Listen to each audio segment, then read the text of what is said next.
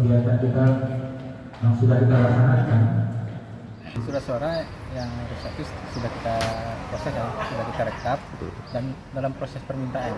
Jadi ada 2 surat suara itu sudah sampai di gudang, Presiden dan DPD, dan yang 3 lainnya dalam proses perjalanan dan besok atau Sabtu sudah sampai di KPU dan akan kita langsung input dan kita lakukan proses sortir lagi. Nah, ini surat suara yang memang dalam proses sortir lipat kita temukan rusak atau tidak cocok dengan pekerja yang kategorikan bisa digunakan.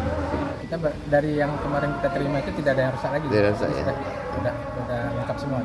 Jadi kita berharap di 3 hari ke depan ini sudah selesai masalah logistik surat suara. Ya, langsung kita set ter TPS nanti.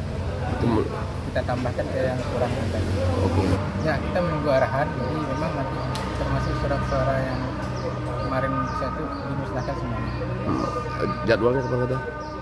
Menunggu koordinasi dengan KPU. Oh, oke, siap.